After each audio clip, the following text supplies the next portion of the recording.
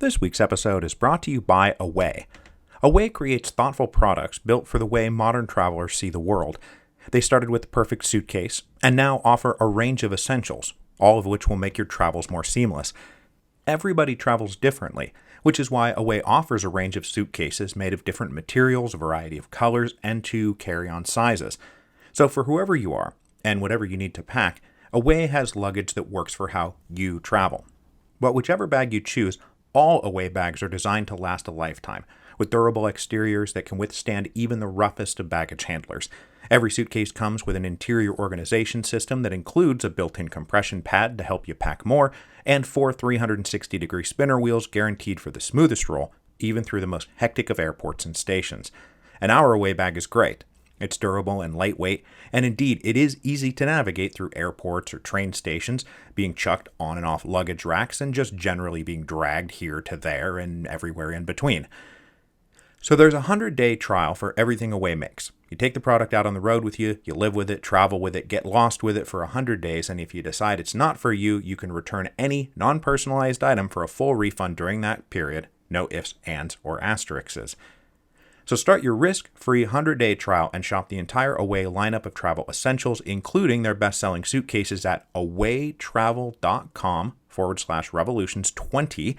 That again, start your risk-free 100-day trial and shop the entire Away lineup of travel essentials, including their best-selling suitcases at awaytravel.com/revolutions20. Hello, and welcome to Revolutions. Episode 10.34, The Wave of Protest. Bloody Sunday was a watershed moment in Russian history. As news of the massacre spread, Russians reacted with shock, horror, and anger. Bloody Sunday invited the whole empire to join an aggrieved reappraisal of the Tsarist regime that was now failing as disastrously at home as it was abroad. And as if the truth itself wasn't bad enough, rumors swirled that Father Gapon had served as a Pied Piper to lure workers into a murderous trap laid by Bloody Nicholas, the admittedly unfair nickname that had been hung on the Tsar after his coronation, but which now seemed more apt than ever. Outside Russia, the rest of the world learned that the Russian army had murdered a bunch of peaceful demonstrators, and the international condemnations of the Tsar were loud and uniform. Faith in the regime was at an all-time low. Faith that this could end only with political and economic reform was at an all-time high. But the exact end result of all this would depend a lot on how it was handled by the Tsar and his ministers. And folks, let me tell you, they are not going to handle it very well at all. As I mentioned last week, Nicholas reacted to Bloody Sunday like it was an unfortunate natural disaster. It was a tragic accident. To the extent that he believed that somebody might be to blame, he placed that blame on revolutionary agitators who had led his people astray. The response from the Empress Alexandra was even more obtuse. She wrote her sister saying, in effect, that she and Nicholas were the real victims. Her heart went out mostly to her husband, who was now bearing a terrible weight thrown on him by a few malcontents in the capital, even as the rest of the empire still loved them as ardently as ever. She wrote, among other things, "Petersburg is a rotten town, not one atom Russian. The Russian people are deeply and truly devoted to the sovereign." Such were the rationalizations inside the imperial family. Meanwhile, back in St. Petersburg, all those workers who, let me just check, are in fact a bunch of Russians, were reeling from Bloody Sunday, but not at all broken. Because one thing Bloody Sunday did not do was end the workers' strike. In the midst of all of Sunday's drama, it was easy to forget the simple fact that their petition had never reached the Tsar. Their demands were still unaddressed. So the workers woke up on Monday morning and still refused to do their jobs. And now they were joined by even more workers. People who had remained on the job thus far now quit in angry solidarity, and this included at the gas works and a critical power station.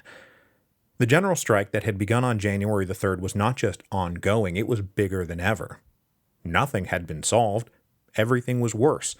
And on top of that, Father Gapon had been forced to flee the country, taking with him the great idea that had previously animated the strikers: the Tsar is good and he will help us. To deal with the immediate problem of unrest in the capital, the Tsar promoted General Dmitry Trepov to be the new Governor General of St. Petersburg. A veteran cavalry officer, Trepov had been the head of the Moscow police since 1896. He was a staunch and reliable conservative and had been a vocal critic of Mirsky's liberal approach, saying that it would cause more problems than it would solve. And after Bloody Sunday, this seemed like a bang-on assessment to Nicholas. So Trepov was moved to St. Petersburg to get the situation back in hand. Martial law now prevailed in the capital, with police and troops patrolling unusually empty streets. Trepov also ordered the police to round up all known revolutionary agitators and suspects. Trepov proved to be a steady enough hand that his star was now on the rise. In a few months, he would be given the additional title of Assistant Minister for Internal Affairs, which put him in charge of the National Police Service. Along the way, he would become one of Nicholas's most trusted personal advisors. And Sergei Witte, who remained politically sidelined despite his own self-confident belief that he was the only man who could fix the empire, would soon be bitterly describing Trepov as the real dictator of Russia. But the regime now had a lot more to grapple with than just St. Petersburg workers.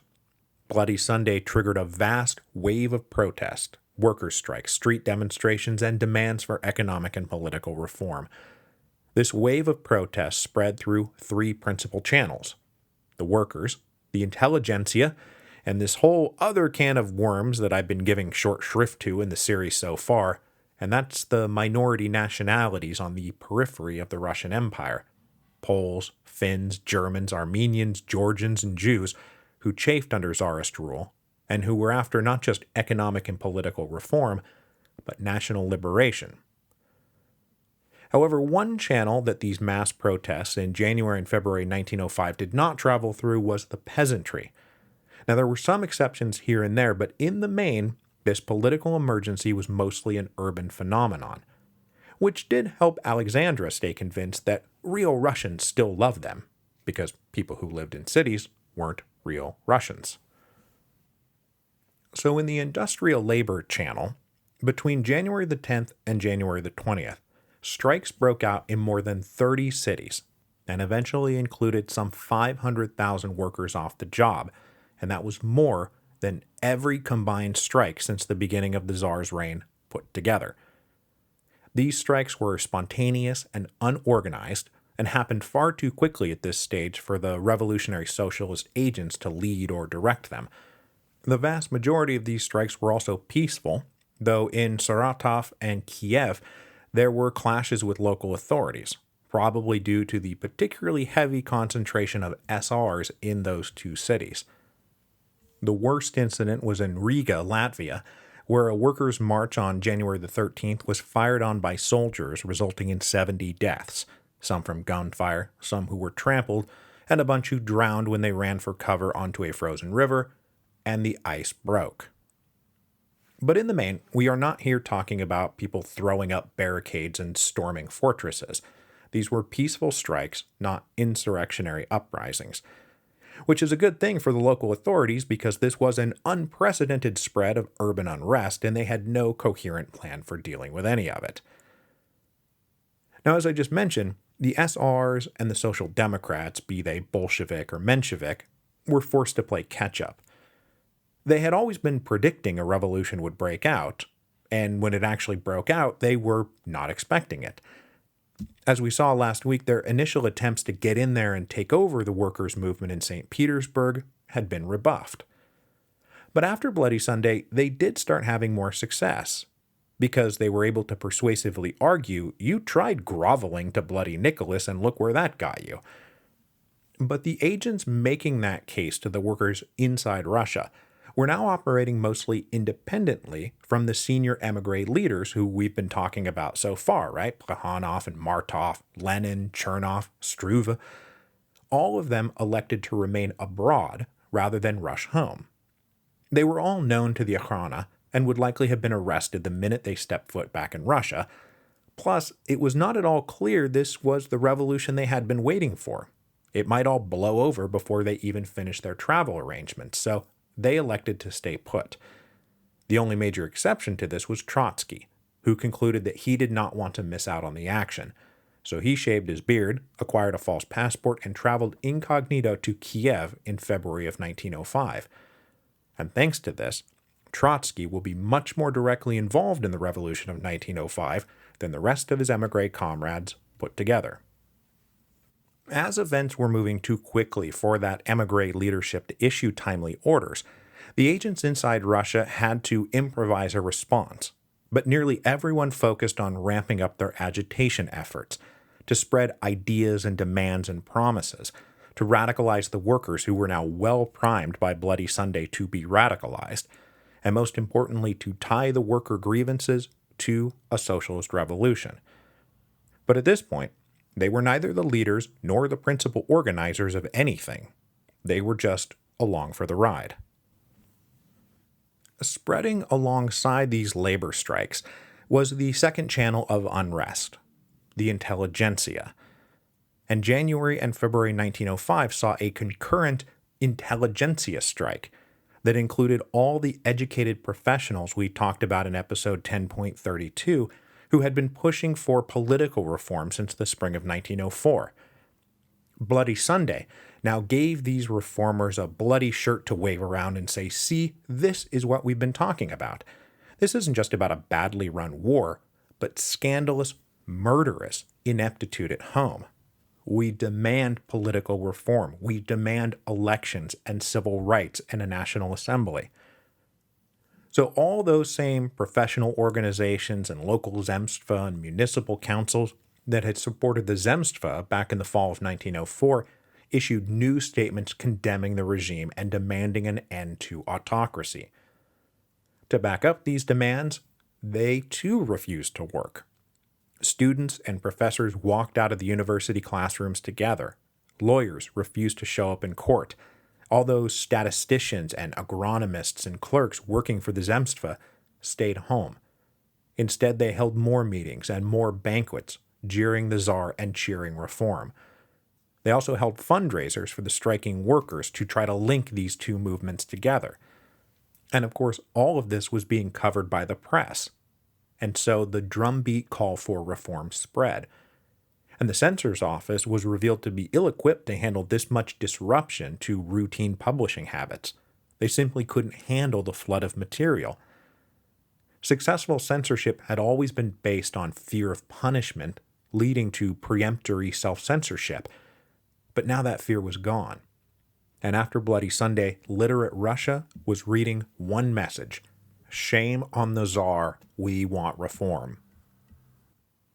The strikes and protests of labor and the intelligentsia then landed in the peripheral parts of the empire where it combined with the third channel of protest, the minority nationalities. I have not, as I said, fully developed this as much as I probably should have, and I'll have to rectify that. But for now, let's just say that in Poland, angry nationalistic sentiment was rooted in the original partitions of Poland and had been hardened by years of abusive conflict with the Russian authorities. So when, for example, the wave of strikes reached Warsaw on January the 11th, it was infused with this extra burst of nationalist patriotism.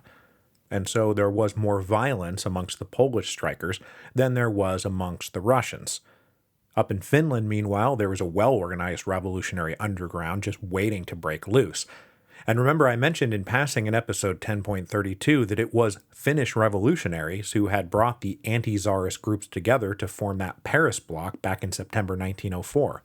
And I just noted that one of the most violent clashes in these weeks was in Riga, Latvia. And there's a reason for that. Similar themes of national liberation existed among Armenians and Georgians down in the Transcaucasus, as calls for economic and political reform were joined by attacks on the foreign occupiers. For these minority nationalities in the multi-ethnic Russian Empire, liberation did not just mean liberation from Tsarist oppression, it meant liberation from foreign oppression. The people who attempted to fuse all this together into a coherent movement was the Union of Liberation, who were perfectly positioned to unite all of these forces. Intelligentsia liberals and workers and radicals, socialists, nationalists, SRs, social democrats, all the channels that were now erupting in protest. This was the stuff that a national popular front could be made of, and the Union of Liberation had been trying to achieve that since 1903. Nearly everyone now agreed that the first necessary step was sweeping democratic reform and an end to Tsarist absolutism. That was a minimum plan they could all agree on. Now, whether you wanted to stop there or go further to the dictatorship of the proletariat or stateless agrarian socialism, that didn't matter. For the moment, they were all headed in the same direction, so they may as well all push together. And besides, it was taken for granted among the Marxist agitators that this was probably the beginning of that first bourgeois democratic revolution that would pave the way for the second socialist revolution. So helping these liberal constitutionalists tear down Tsarist autocracy had always been a part of their plans. But though the Union of Liberation was doing a good job fusing together radical members of the intelligentsia, they all still struggled to make contact with the working classes. Even though the workers were now willing, even eager, to listen to scathing attacks on the Tsar, they were still suspicious of attempts to turn their legitimate economic and social grievances into ammunition for a political project they didn't really care about. They were on strike to improve their miserable lives, to address hunger, disease, injury, overwork, and overcrowding. So for them, this was about an 8-hour workday, better sanitation, medical facilities, better wages, an end to arbitrary fines, maybe pensions, collective bargaining, schools for our kids. That was their minimum plan, not a parliament or a constitution. But that said, as long as their minimum plan was addressed, they were for sure willing to turn out in support of political reform, and maybe even political revolution. These waves of strike and protest spread so fast that the Tsarist regime could hardly keep up. And despite all their long-standing paranoid tendencies, it does not seem that anyone had ever seen fit to draw up a coherent national plan of action if a large-scale revolution broke out. So there was confusion about what should be done. Lines of communication and jurisdiction were unclear, and few definitive orders were coming from the top, which is not great if you're allegedly running a highly centralized police state. So provisional governors mostly charted their own paths, many of them invoking their authority to declare a security emergency that would suspend anything resembling civil rights, due process, or judicial accountability. In a few places, as I said, there was violence between police and protesters, but for the most part, things were peaceful. And who knows how far things would have gone if violence had erupted right then and there in January, because nobody really had any idea what they were doing.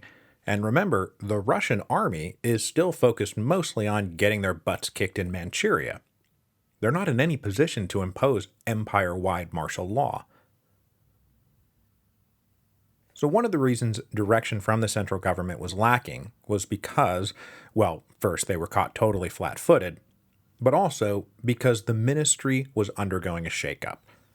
Responsibility for a crisis like this was under the purview of the Minister of the Interior, but Mirsky was now discredited with the Tsar, so he handed in his resignation on January the 15th, a resignation which was accepted coldly and without even a parting handshake. Nicholas had only ever appointed Mirsky under duress and had never been happy with his constant whining about the need to appease the liberal intelligentsia. To replace Mirsky, the Tsar elevated a conservative Moscow noble named Alexander Bolygin. But though Bolygin was a staunch supporter of orthodoxy, autocracy, and nationality, and had spent the last few years adamantly opposing all liberal reform proposals, this was mostly through unexamined habit rather than rabid reactionary fervor. And though the appointment of Bolygin was taken by that liberal intelligentsia as a sign that the Tsar was going to attempt to retreat to traditional conservatism, Bolygin was not pleva. He was not going to be that reactionary, and given the circumstances, it really wasn't going to be possible to be that reactionary.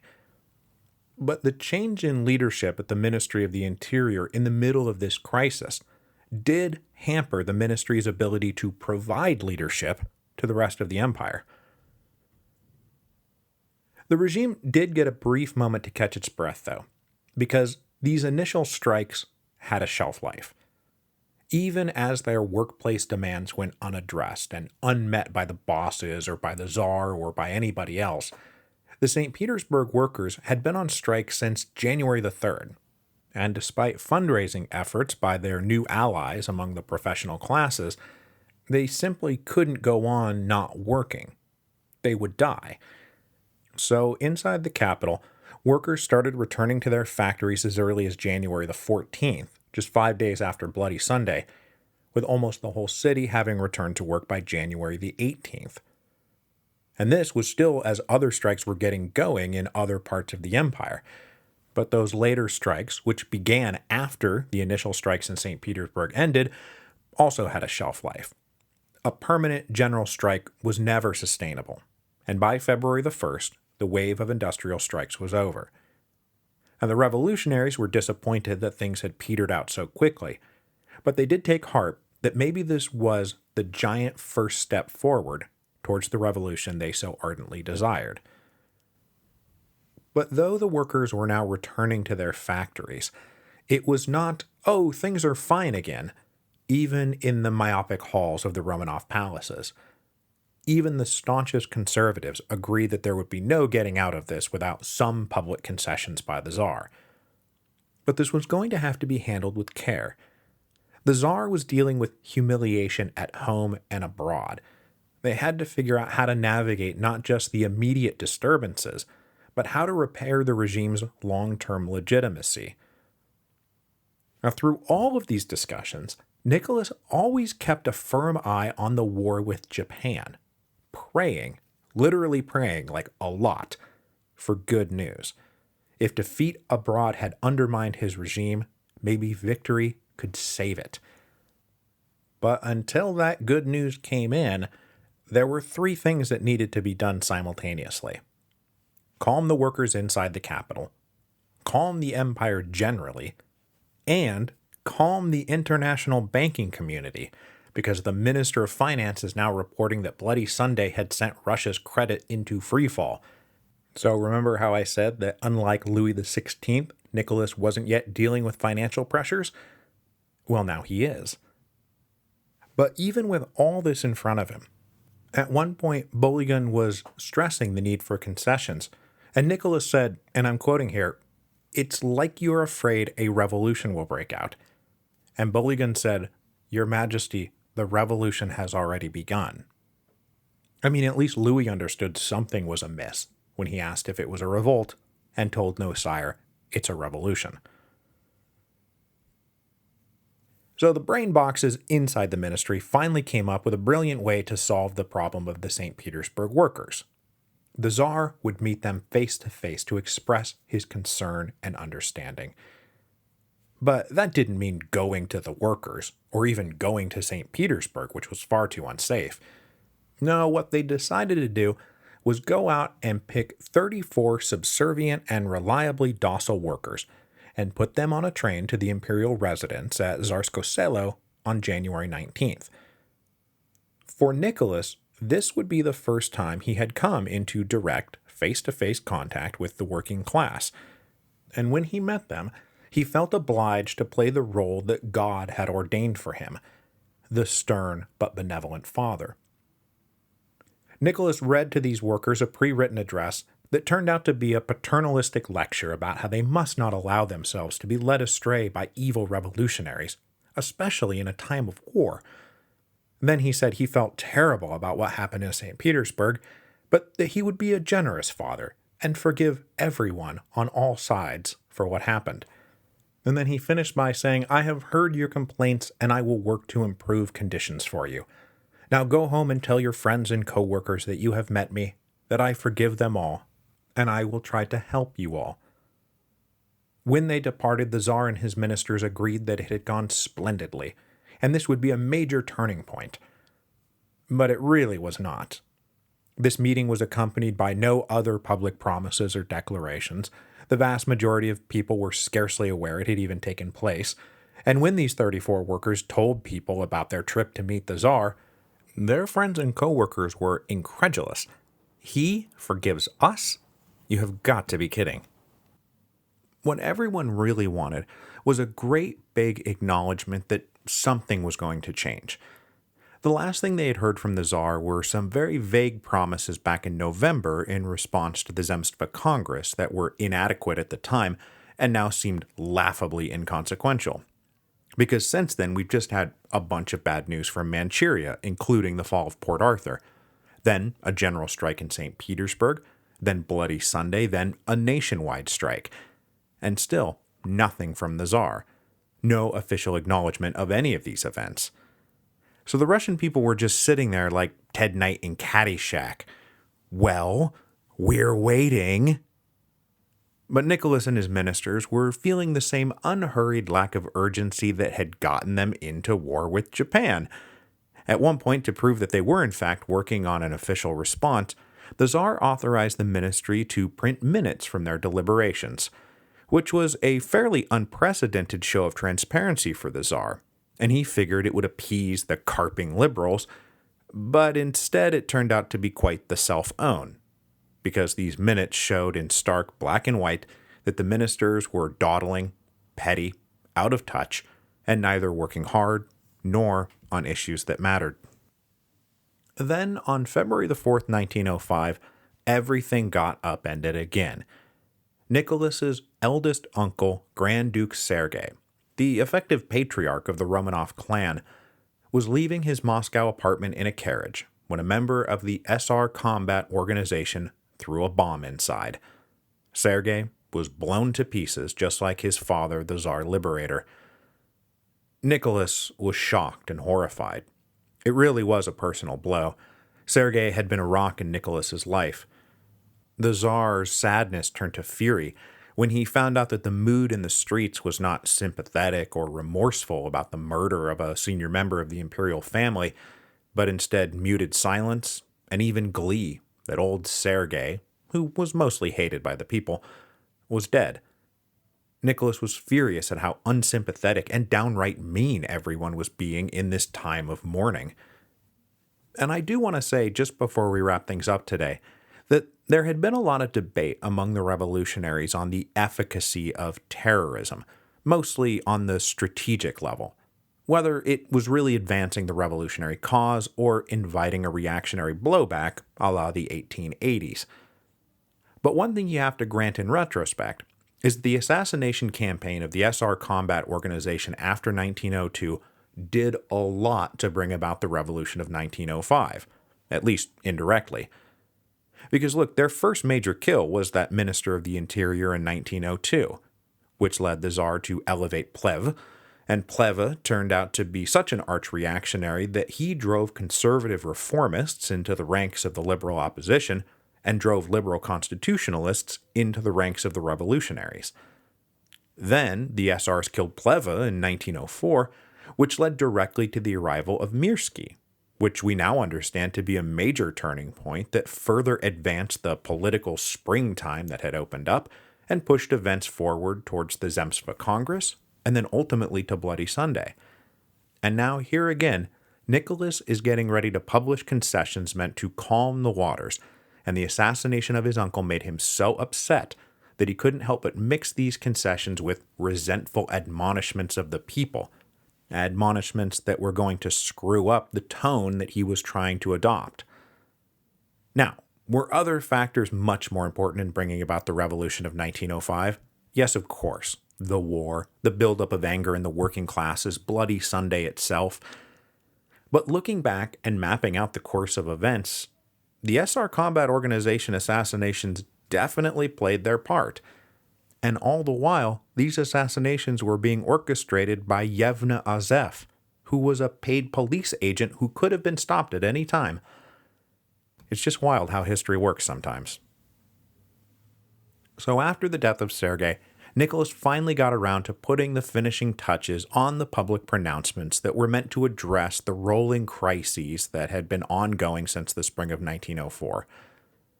To his ministry's dismay, however, Nicholas took all their work, did some final editing himself, and then released some proclamations to the public on February the 18th without ever giving them a chance for one last look. So they found out what the final results of all their deliberations were the same time everybody else did. And those final results turned out to be three somewhat contradictory documents. The first was a longish manifesto that called on the people to rally around the principles of traditional autocracy. This is where Nicholas admonished everyone for behaving so disgracefully, and for following ill-intentioned leaders who wanted to, quote, create a new government based on principles alien to our fatherland. This defiant, stubborn, and resentful tone was not what anyone was expecting. But this was not a fatal error. It merely muddled the waters. Because alongside that manifesto, the Tsar issued another decree that formally acknowledged the right to petition, that people were allowed to present proposals on how to improve lives and the working of the government. This was in fact a big concession that the Tsar would at least listen to them.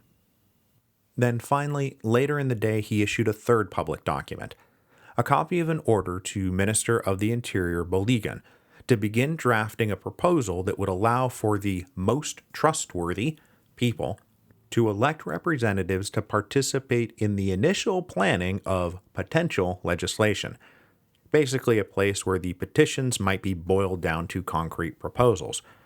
This would all be very limited in scope, but it wasn't nothing. Nicholas is retreating from pure absolute autocracy here. He's going from truly stubborn inflexibility to saying, okay, fine, we'll find a place for the people's voices somewhere. But it was also very confusing because the tone of the manifesto was very different from the tone of the other two decrees. And so suspicion and confusion were as much the reaction out there in the Russian Empire as the joyful embrace of the Tsar's political retreat. The Imperial Acts of February the 18th, 1905, set the tone for the next several months. The invitation to petition led to a flood of petitions, and it was taken by many as an opportunity to more formally and openly organize to discuss the empire's problems and then submit proposals for reform. And if we keep going with our French Revolution analogies, this period resembles nothing so much as the invitation from Louis XVI to his subjects to submit those cahiers de doléances, those grievance lists in 1788. And just like in 1788 and 1789, the petitions of 1905 would ultimately be crafted and positioned to advance the cause of constitutional reform, which was favored by the professional classes. And like the leaders of the Third Estate, the liberal constitutionalists would soon be riding high. In the midst of this swirl of brainstorming political reforms, Nicholas and the Russian Empire were dealt further devastating blows. Nicholas had prayed and prayed for good news from the Far East, but instead, as we will see next week, Nicholas is going to get the worst possible news at the worst possible time.